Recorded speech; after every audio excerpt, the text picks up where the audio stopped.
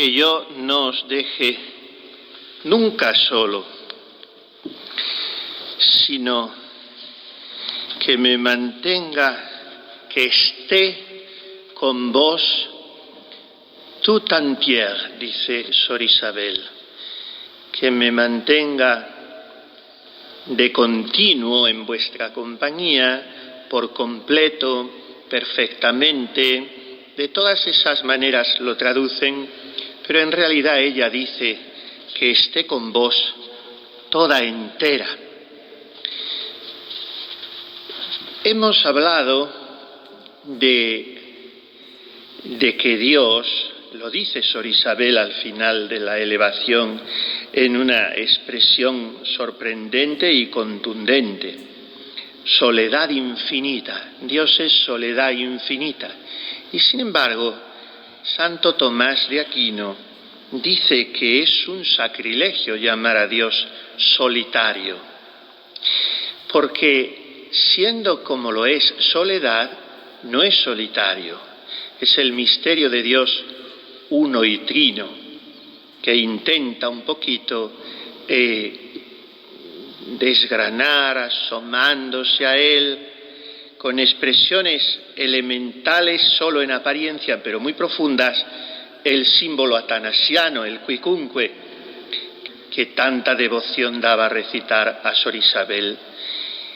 Pues en ese símbolo atanasiano, símbolo en cuanto que es una profesión de fe, se hace una especie de letanía de expresiones insistentes, reiterativas, trinitarias. Immensus Pater, immensus Filius, immensus Spiritus Sanctus, sed tamen non tres immensi, sed unus immensus, y así va recorriendo los atributos de Dios, atributos ternarios y unitarios.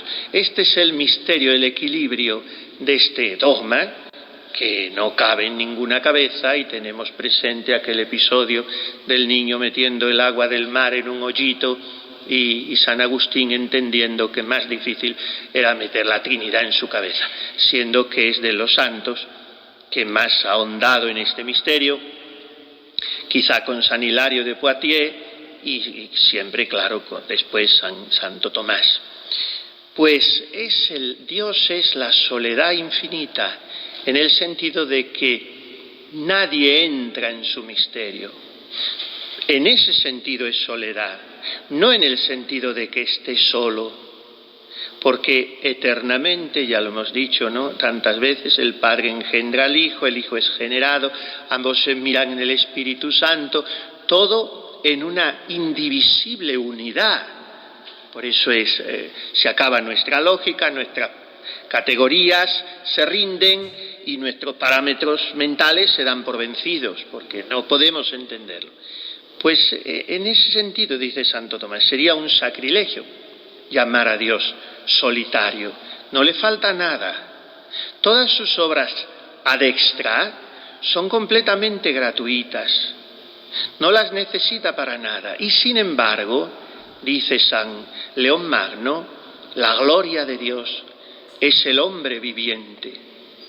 Ese es el misterio maravilloso de la donación de Dios, digamos así, de la externación de Dios, de que como bonum est diffusivum sui, Dios sale de sí y se revierte de sí hacia sus criaturas, pero en puridad no lo necesita.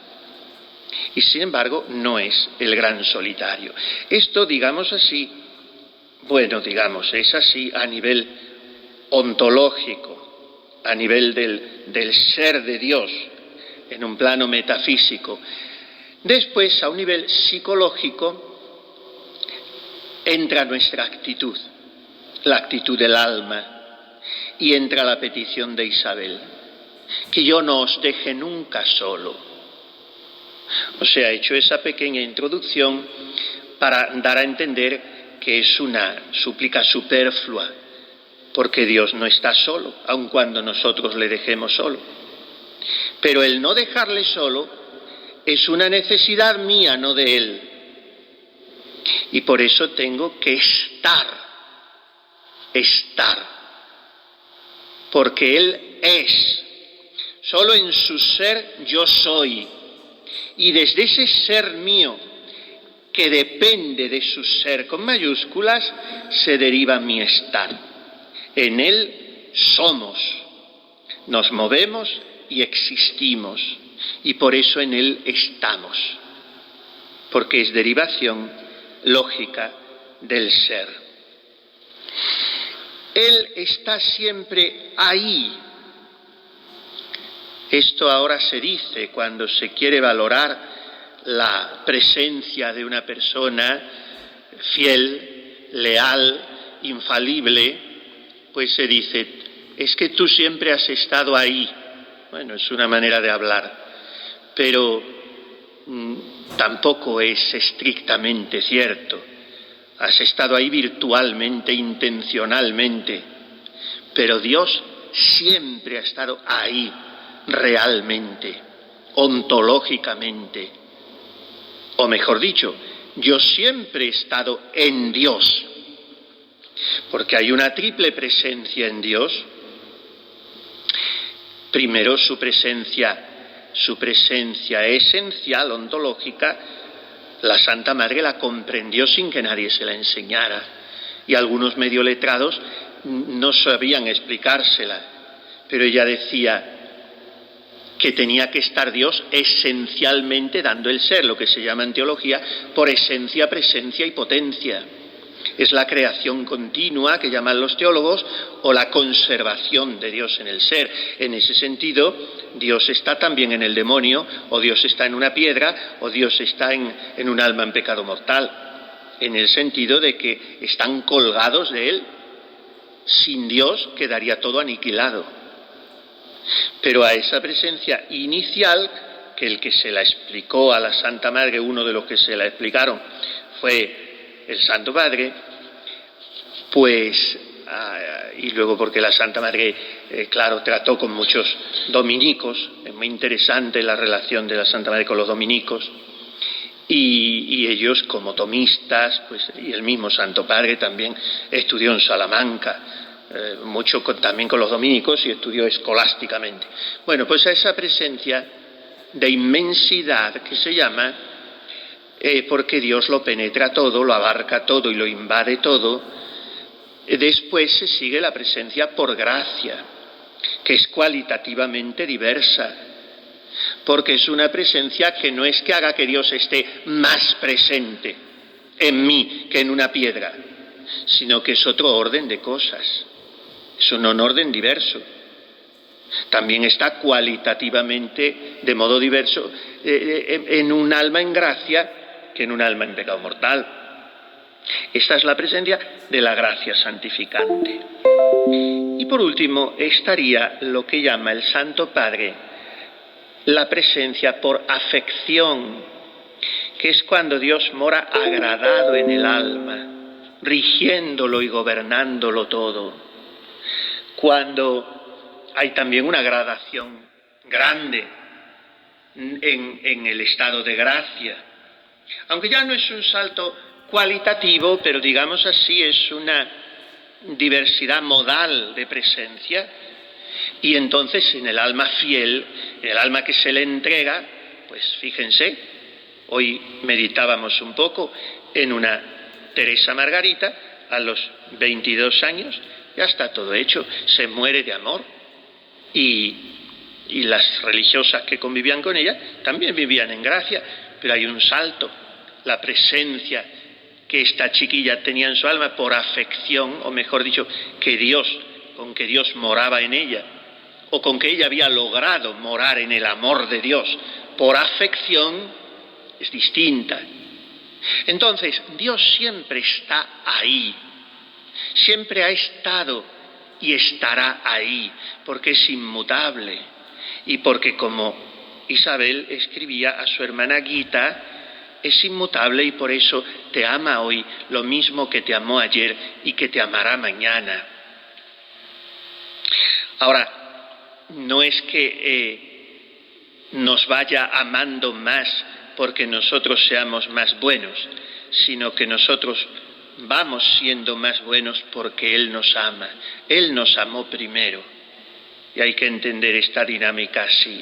De lo contrario, derivamos a un pelagianismo, en el cual nos hacemos un Dios a medida de nuestros sudorosos esfuerzos, y esto no ha de ir a fuerza de brazos, como repite la Santa Madre. Como Él siempre está ahí, yo quiero estar ahí. Y eso es lo que pide ahora Sor Isabel, un estar en fe. No hay brisa si no alientas, monte si no estás dentro, ni soledad en que no te hagas fuerte. Todo es presencia y gracia. Vivir es este encuentro, tú por la luz, el hombre por la muerte. Esto es, todo es presencia y gracia. Dios está en el monte y Dios está en el hombre, diversamente, pero está, abarca todo, penetra todo. Y yo tengo que estar. Y esto es lo que pide Sor Isabel. No dice, como según la elevación que yo me sé, yo estoy intentando reaprenderla, porque como la voy leyendo en francés, me doy cuenta de que la que yo he recitado siempre, en algunos casos es más bonita literariamente, pero no dice lo que dice Isabel, y que me mantenga de continuo en vuestra compañía. Cambia, ¿no es? Es decir, que esté toda entera con vos. Esto es lo que pide ella, estar. O sea, vivir hacia adentro, con Él, en Él y por Él. Es una vivencia que abarca todo en mí. En una carta, tiene en varias, porque a este propósito es su tema estrella también, y a este propósito tiene varias expresiones. Pero en una carta dice a una amiga, pregunta, porque tiene un estilo directo, muy incisivo a veces, Isabel, como es tan afectiva y tan sensible y tiene expresiones de una delicadeza femenina que hace abordar al interlocutor, es muy agradable. El estilo epistolar de ella es muy agradable. A mí me llama la atención cómo, teniendo una redacción tan bonita, luego tenía tantas faltas de ortografía. Y cómo escribía tan bien leyendo tan poco, porque no era de mucho leer, pero en fin, con cada uno hace Dios lo que quiere. Y le dice a esta, ¿quiere usted escucharle, querida María Luisa? Escucharle en el silencio, cerca de Él. Me dice usted que mi nombre se oye con frecuencia en sus conversaciones. Yo puedo decirle por mi parte que en la intimidad y el diálogo con mi divino esposo, nosotros estamos frecuentemente con usted. Entre comillas, ese estamos. Y dice esa idea también tan recurrente en ella, que en el Carmelo no hay distancia porque es la fusión de las almas. Él está en usted, en lo más íntimo. Él está.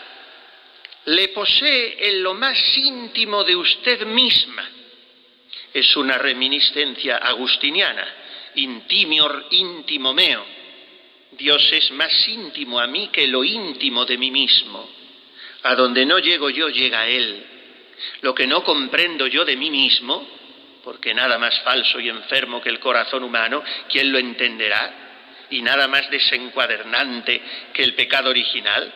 Lo que no comprendo yo de mí mismo, lo comprende Él, y lo cura Él, y lo abraza Él, y llega a Él. Intimior íntimo meo.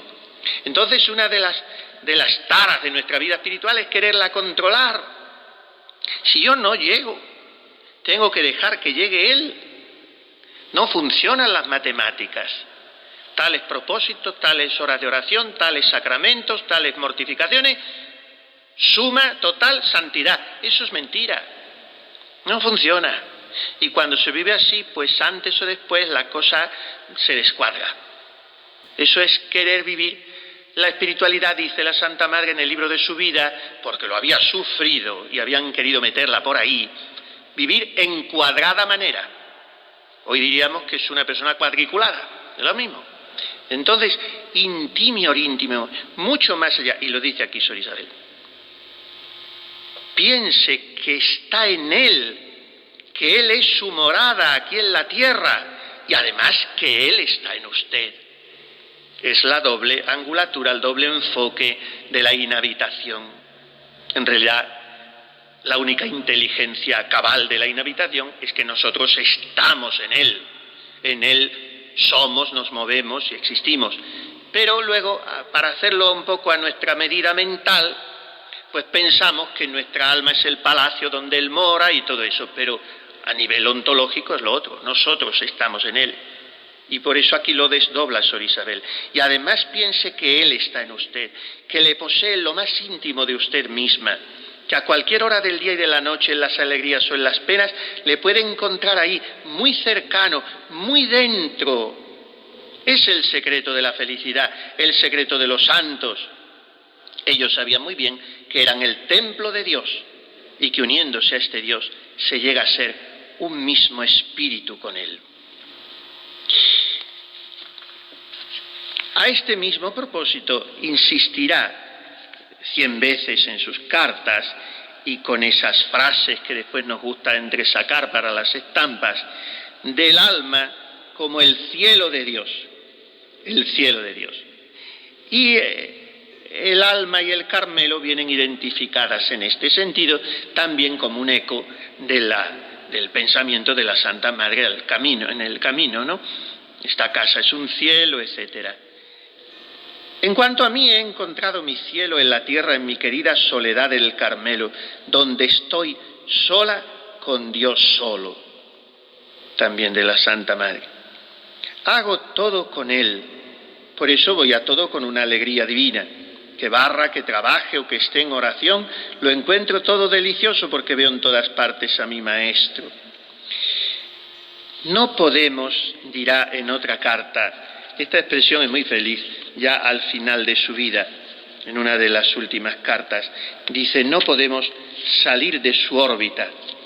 Quiero leerlo en su contexto. Es una carta a su madre, de la que en los últimos meses de su vida Isabel se convierte en maestra espiritual, mucho de su madre y de su hermana. Y dice, repite una expresión a la cual recurre también mucho al final de su vida como eco del Salmo, que estemos en los brazos del Señor como un niño. Mientras descansa tu cuerpo, piensa que el reposo de tu alma es Él, y que como al niño le gusta estar en los brazos de su madre, tú encuentras tu descanso en los brazos de ese Dios que te rodea por todas partes. Esta es la verdadera expresión de la habitación en Dios. No tanto inhabitación, sino nuestra habitación en Él. Piensa que Él te rodea por todas partes. Y dice a continuación, nosotros no podemos salir de Él. Y otros traducen salir de su órbita, como los planetas giran alrededor del Sol, que es otra imagen que empleará después en la elevación. Oh astro mío amadísimo, fascinadme de suerte que no me sea dado salir del marco de vuestra irradiación divina, girando alrededor del Sol. No podemos salir de Él, o sea, presencia de inmensidad. Y dice, pero por desgracia, olvidamos a veces su santa presencia y le dejamos solo para ocuparnos en cosas que no son Él. O sea, descuido de la presencia de Dios por afección. Si nosotros le dejamos en este sentido solo, entonces Él no puede ya morar agradado en nosotros, ni regir y gobernar todo. Este toda, tut, aparece 4 veces ahora en el mismo renglón, casi prácticamente en la elevación. Y como digo, muchas traducciones no lo recogen así. Tout entière, tout éveillé, tout adorant, tout livré. O sea, toda entera, toda despierta en fe, toda adorante y toda entregada a vuestra acción creadora. Hay una persistente voluntad de de integridad en Dios, una intención de absoluta armonía de todo lo que soy en mi relación con Él, que ha de ser una relación totalizante. De lo contrario no es auténtica.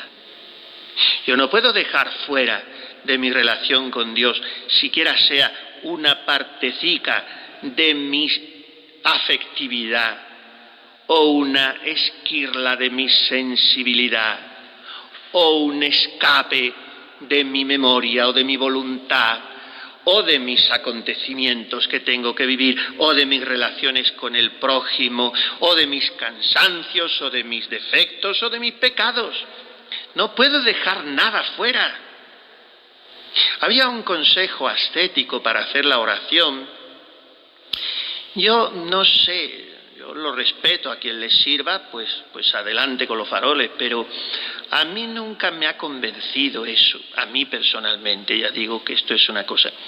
Cuando se entra en el coro hay que dejar todas las preocupaciones, bueno, preocupaciones es que no hay que tener, eso para empezar, porque es del género tonto tener preocupaciones si creemos en la divina providencia. Pero en fin, lo que en ese momento nos traemos entre manos, o lo que hay que dejarlo todo en la pila de agua bendita del coro. Yo eso, ya digo, no acabo de entenderlo. No, porque se trata de estar en Dios y con Dios, con todo lo que somos y tenemos. Ahora no se trata de ir a la oración cargado con un lastre de pensamientos, de proyectos, de preocupaciones, porque entonces no se hace oración. Yo quiero entender ese consejo, pues me parece que como hay que entenderlo, en el sentido de trabajar en el recogimiento, porque si no hubiera entrado en la oración de recogimiento la Santa Madre, no habría dado un paso en su vida mística. Fue la oración de recogimiento del tercer abecedario lo que le abrió los horizontes. Pero la oración de recogimiento no es oración de teatro, no es oración artificial, no es que en esa hora yo como que me abstraigo, me evado de mi vida habitual, corriente. Solemos decir, ¿cómo va tu vida espiritual? Y a mí tampoco me gusta eso. Pues es tu vida entera, vivida in spiritu, como dice San Pablo. Eso sí, pero no podemos hacer compartimentos estancos, porque entonces corremos el riesgo de autofabricarnos un castillo imaginario donde vivimos y donde nos autocontemplamos. La vida es la vida entera, en Dios. Y entonces cuando yo voy a orar, mi vida tiene que ser oración, y yo tengo que estar todo entero. Primero, estar, que esté, dice Sor Isabel, no que me mantenga, que tiene siempre también matiz voluntarista, sino que yo esté, porque orar es estar. Porque lo único que dice San Juan del Calvario, de la actitud de María, no lo que decía, ni lo que lloraba, sino estaba allí y estaba en pie. Y a veces eso es el alma de la oración, está. Y el Señor tiene mucho los ratos que pasamos con Él, sea cuan flojamente quisierdes, dice la Santa Madre, que es una maravilla eso. Sea cuan flojamente quisierdes. Y cuando le escribe a don Teutonio de Braganza, que le dice, yo comprendo, claro, un obispo, el hombre estaría cansado, que habrá días que vuestra señoría no esté ni para la oración, salga, vea al cielo, mire los árboles, paséese un poco, lea, haga en fin lo que pueda, pero esté. Entonces lo primero de la oración, orar es estar, porque Él está siempre. Él ha llegado siempre antes al coro, se ha levantado siempre antes que yo. Siempre. Magister adest, et vocat te.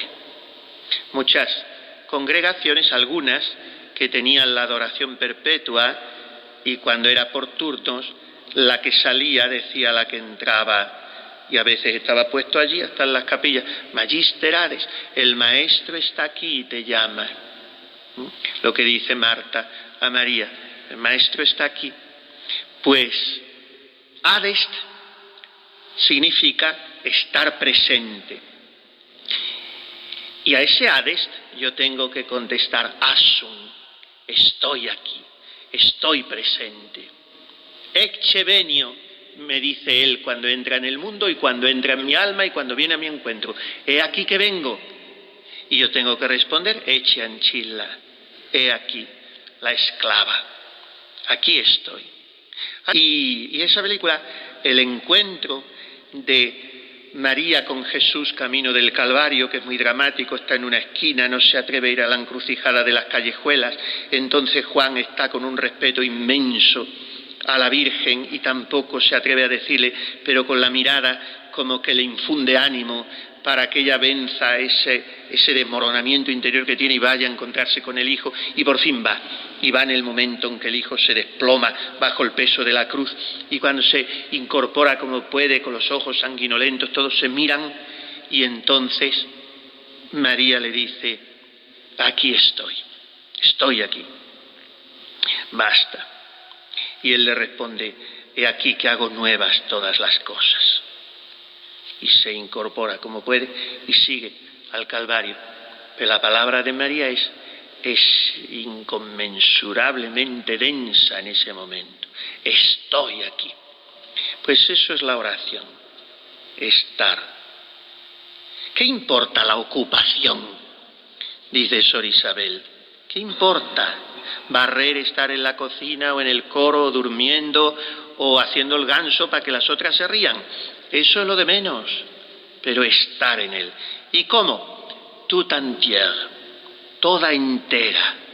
Bueno, pues hay que estar con todo lo que somos y tenemos, con mis cualidades, que son muchas, hasta en el caso de la más tonta, porque negar eso es ofender a Dios, Con mis cualidades, con mis defectos, que no son nunca más que las cualidades, hasta en el caso del peor criminal del mundo. Esto lo enseña la moral. Así que hay que ser justos con Dios, Con todo lo que tengo, con mis entusiasmos, con mis desalientos, con mi mucha o poca salud o mi fuerza más o menos, con mis ilusiones, con mis desencantos, con mis impotencias, con mis vacíos, con mis debilidades o con mis heroísmos, por la gracia de Dios, con mis distracciones también. O sea, hay que estar de verdad, toda entera, que no sea algo artificial la oración, sino con todo lo que soy y tengo. A veces el Señor, a almas que le han servido durante muchos años, con lo mejor que han sabido, con fallos, pero con una voluntad rectilínea de agradarle, pues resulta que al final permite el Señor que les parezca que ha sido todo mentira. Y eso puede ser una prueba, y si es una purificación pasiva, pues hay que pasarla. Pero hay que también reaccionar un poco y decir, no es verdad, no es verdad. Si yo estoy toda entera con Él y llevo así 50, 70 años, pues de cuántas cosas me tengo que arrepentir, cuántas he hecho a la mitad o he omitido, cuántas están manchadas, como dice Teresita en el acto de ofrenda. Todas nuestras justicias están manchadas, de acuerdo, pero todas nuestras justicias están inscritas en su justicia, porque en Él vivimos y nos movemos y existimos y en Él somos. Entonces no seamos tampoco injustos con Dios. Si estamos todos enteros en Él, es mucho más aquello por lo que tenemos que dar gracias partiendo de la base de que somos un gusanillo de tan mal olor. Sí, pero Él alza de la basura al pobre y Él ha querido hacer en nosotros obras grandes, y hay que vivir todo esto en positivo y dejarse amar más que los otros. Por tanto, queridas hermanas, que nunca le dejemos solo, que estemos en Él enteros, El alma ha de, dice el Santo Padre, no me acuerdo ahora en qué lugar, que el alma ha de enterarse en Dios. Enterarse no en el sentido que lo usamos nosotros, de darse cuenta, sino de hacerse entera en Dios. Luego lo buscaré, no sé por qué es un verbo muy original de él. Enterarse en Dios es irse ensamblando, armonizando, integrando, unificando, porque Dios nos unifica. Le asaltó una vez la duda o el desánimo, lo que queramos, al comienzo de su vida religiosa. A la Madre Maravillas le asaltó y le preguntó al Señor: ¿qué he hecho yo por ti? Y él le contestó: te has dado a mí toda entera, tout entière. Pues una carmelita se ha dado al Señor toda entera. Y el Señor toma en sus manos sus deseos, nuestros deseos, los mira y los toma en sus manos. Eso me da mucha devoción del Salmo, como ese otro versículo que también me gusta repetirle. Recoge mis lágrimas en tu odre, Dios mío, anota en tu libro mi vida errante.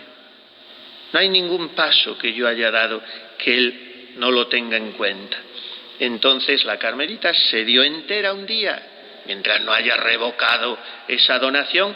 Ahora luego ha de reafirmarla, que cada minuto me haga penetrar más hondo, me adentre más en vuestro misterio, que vivamos con Él por entero.